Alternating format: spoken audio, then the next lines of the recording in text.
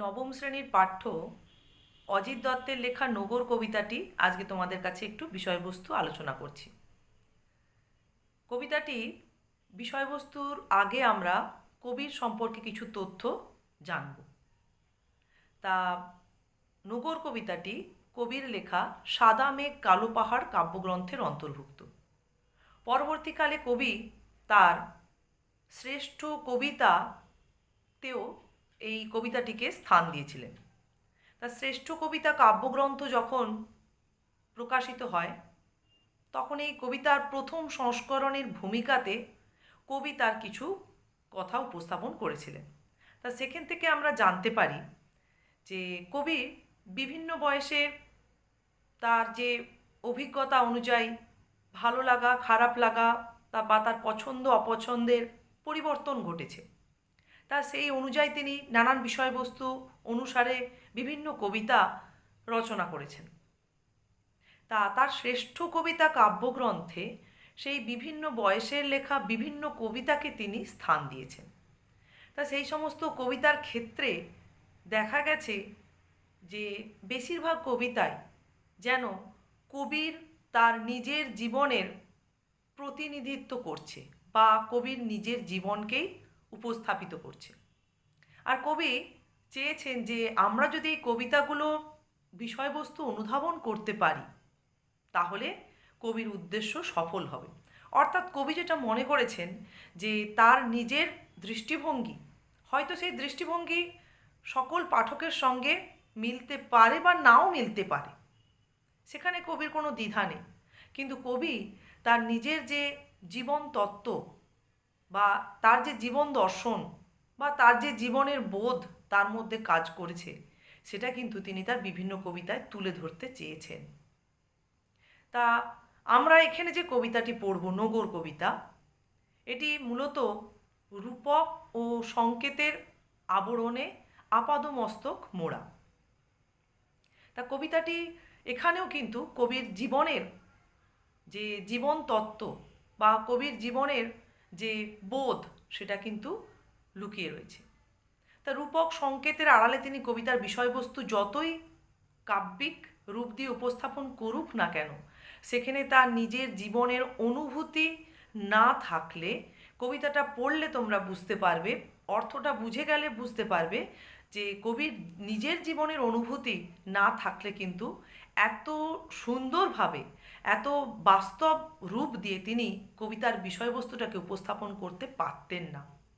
প্রত্যেকটা রূপক বা সংকেতকে তিনি এত সুন্দরভাবে ব্যবহার করেছেন এবং এত সুন্দরভাবে সেই রূপকের আড়ালে কবির মূল বিষয়বস্তুটাকে উপস্থাপন করেছেন যে সেটা নিজের জীবনের অনুভূতি ছাড়া কখনোই এতটা সূক্ষ্মভাবে পুঙ্খানুপুঙ্খভাবে উপস্থাপন করা কারোর পক্ষেই সম্ভব নয়।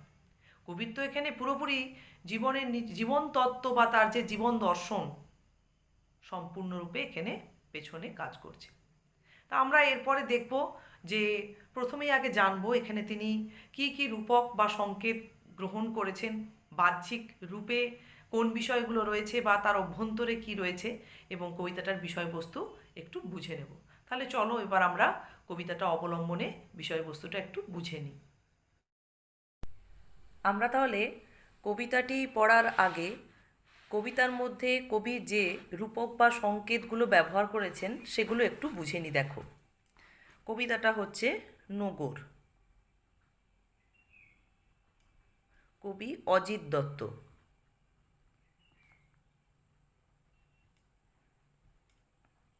কবিতার যে নাম নোঙর, এর মধ্যে এটি একটি রূপক, এর মধ্যে একটি অর্থ অন্তর্নিহিত রয়েছে।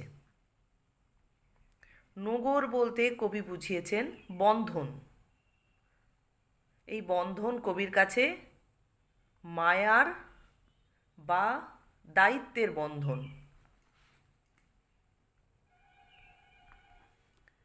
এটা বন্ধন, নগর। এরপরে কবিতার একদম প্রথম লাইনে তোমরা পাবে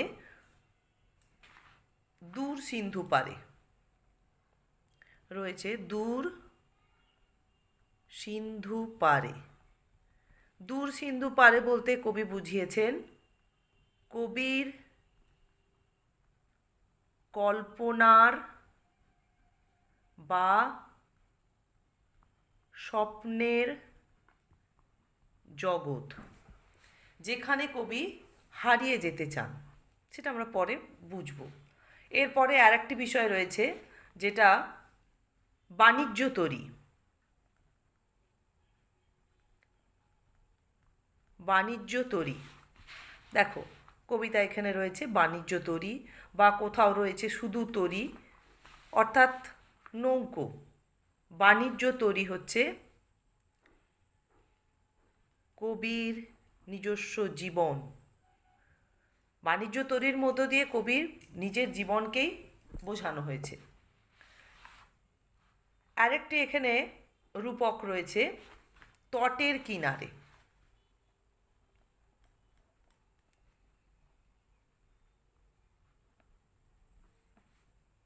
তটের কিনারে বলতে বাস্তব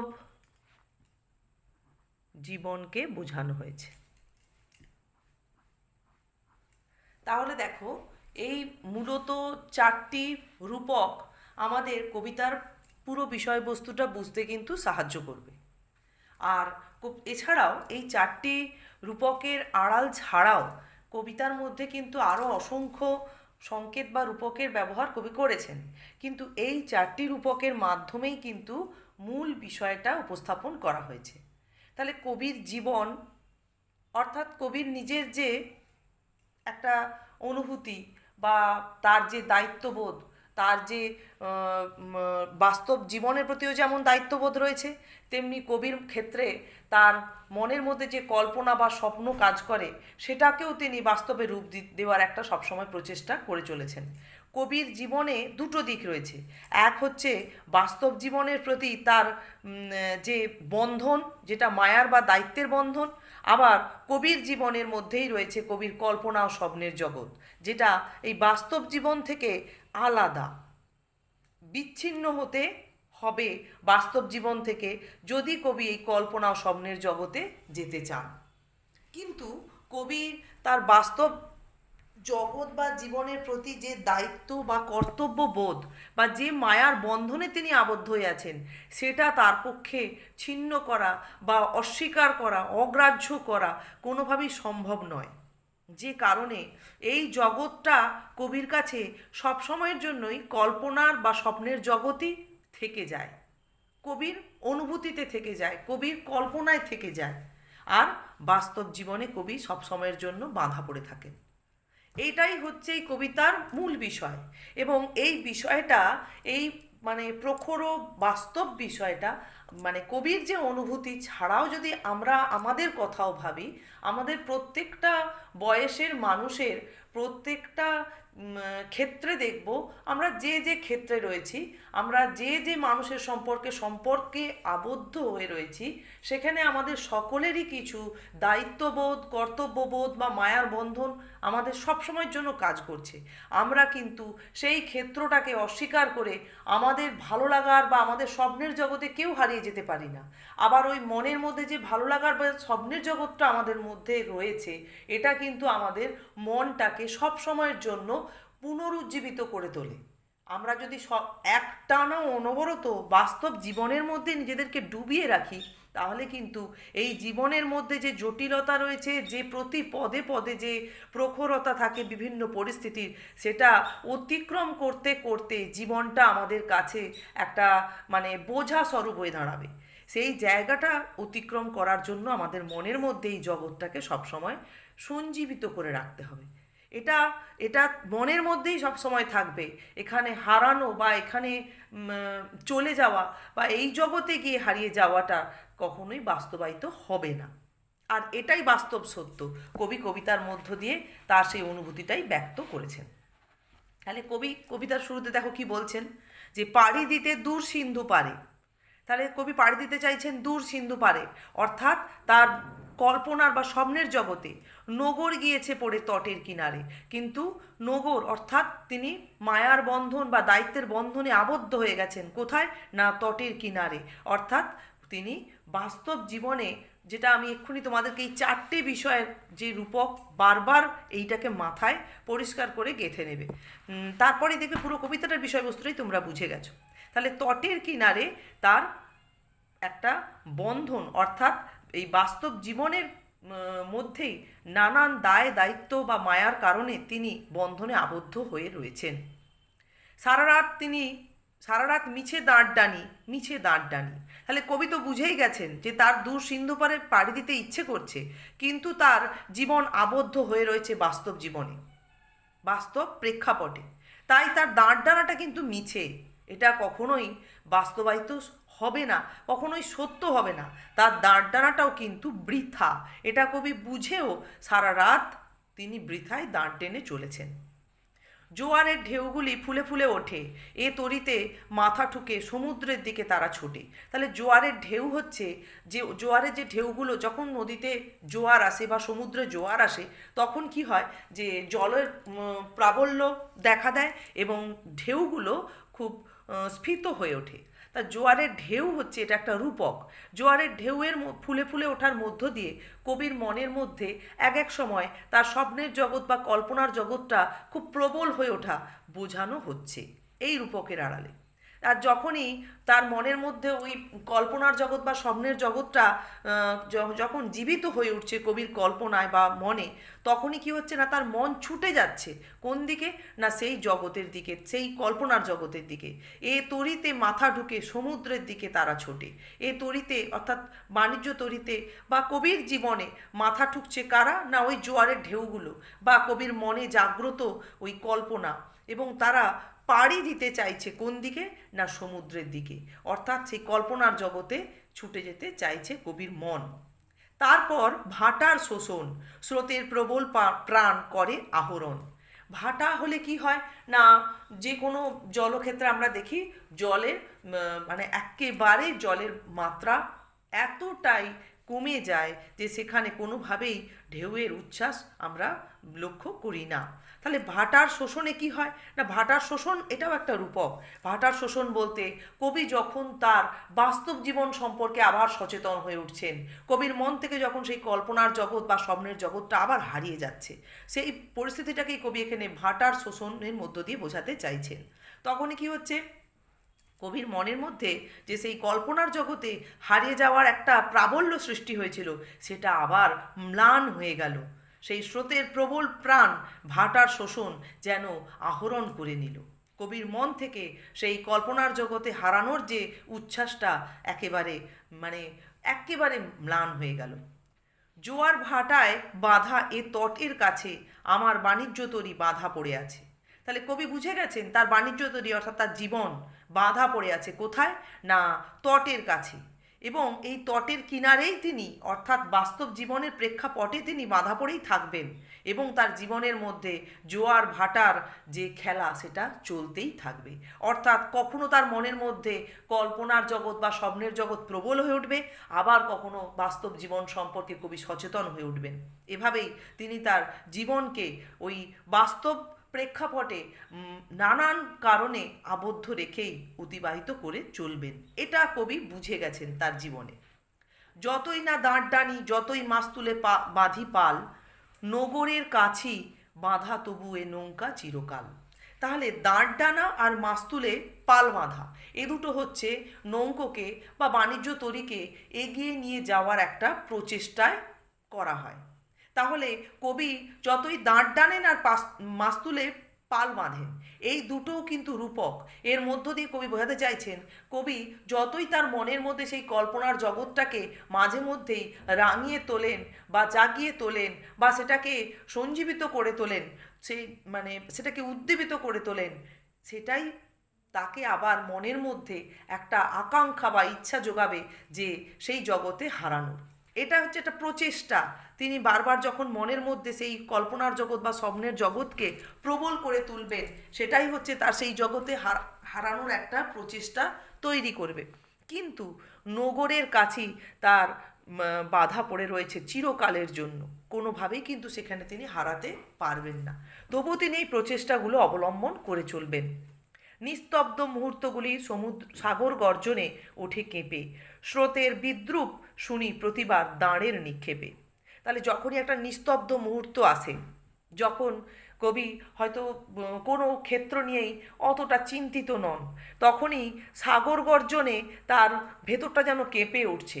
অর্থাৎ যখন কোনো কিছুই তার কোনো দিকে উদ্বিগ্নতা নেই, বাস্তব জীবন সম্পর্কে একটা নিস্তব্ধ মুহূর্ত, তখনই কবির মনের মধ্যে আবার সেই কল্পনার জগৎ সাগর গর্জনের মতো যেন একটা আর্তনাদ করে উঠছে বা জেগে উঠছে কবির অনুভূতিতে। কিন্তু কবি তো সেখানে কোনোভাবেই যেতে পারছেন না। ফলে স্রোত যেটা ইচ্ছে আকাঙ্ক্ষা, সেটা কবিকে কবির মনকে টেনে নিয়ে যাচ্ছে, কিন্তু কবি বাস্তবে যেতে পাচ্ছেন না। ফলে একটা বিদ্রূপ অনুভব করছেন। কবি চাইছেন সেখানে যেতে, কবি আহ্বান অনুভব করছেন সেখান থেকে, কিন্তু যেতে পারছেন না। ফলে কবি অনুভব করছেন যে তাকে যেন স্রোত বিদ্রূপ করছে। যতই তিনি প্রচেষ্টা অবলম্বন করছেন দাঁড়ের নিক্ষেপ দ্বারা জলকে অতিক্রম করার জন্য, কিন্তু সেটা বৃথা ছিল। তাই স্রোতের বিদ্রূপ যেন কবি অনুভব করছেন। যতই তারার দিকে চেয়ে করি দিকের নিশানা, ততই বিরামহীন এই দাঁড় ডানা। কবি আরও প্রচেষ্টা নিচ্ছেন। কীরকম না, মধ্যরাতে তিনি আকাশের বা গগনের ঊর্ধ্বে গগনে যে অবস্থিত তারা, তাদের দিকে চেয়ে চেয়ে দিকের নিশানা স্থির করছেন যে কোন দিকে তিনি পাড়ি দিলে তার কল্পনার জগৎ ও স্বপ্নের জগতে তিনি পৌঁছতে পারবেন। কিন্তু সেই প্রচেষ্টাটাও বৃথা, এবং সেই প্রচেষ্টায় তিনি যে দাঁড় টেনে চলেছেন সেটা বিরামহীন, অর্থাৎ সেটা বৃথা। তিনি কোনোভাবেই তার বন্ধন, বাস্তব প্রেক্ষাপটের বন্ধনকে ছিন্ন করতে পারবেন না। তাই সেই কল্পনার জগৎ বা বাস্তব জগতে পৌঁছানোর প্রচেষ্টায় যে তার দাঁড় ডানা, সেটা চিরকালের জন্যই কিন্তু বিরামহীন থেকে যাবে। তাহলে এই পর্যন্ত কি হলো, কবি বাস্তব জীবনে যে অনুভূতিটা সবসময় কবির মধ্যে কাজ করে দূর সিন্ধু পারে পাড়ি দেওয়ার, কিন্তু সেটা সম্ভব হয় না। কেন সম্ভব হয় না সেটা জানালেন। তাই তার প্রচেষ্টা যে সবই বৃথা, সেগুলো তিনি অবলম্বন করেন, সেটা জেনেও তিনি অবলম্বন করেছেন বলে বলছেন। তারপরে বলছেন জোয়ারের ঢেউ, জোয়ারের ঢেউ মানে তার মনের মধ্যে কল্পনার জগৎ প্রাবল্য, আবার ভাটার শোষণ মানে হচ্ছে বাস্তব জগৎ সম্পর্কে কবির মনের মধ্যে সচেতনতা। এই দুটো পরিস্থিতির মধ্যেই কবির বাণিজ্য তৈরি, অর্থাৎ জীবন তার বাস্তব প্রেক্ষাপটে বাধা পড়ে আছে। এর মধ্যেও কবি স্বীকার করছেন যে তিনি প্রচেষ্টা চালিয়ে যাচ্ছেন। তিনি কিন্তু তার সেই কল্পনার জগৎ বা স্বপ্নের জগতে কখনোই পৌঁছতে পারবেন না বলে সেই জগৎটাকে যে জীবন থেকে মুছে দিয়েছেন তা কিন্তু নয়। সেই জগৎটাকে মনের মধ্যে জাগিয়েও রেখেছেন, এবং সেই জগতে পৌঁছনোর চেষ্টা তিনি অবিরাম করে চলেছেন। ফলে তার বাস্তব জীবনটা কিন্তু আরও সমৃদ্ধ হয়ে উঠছে।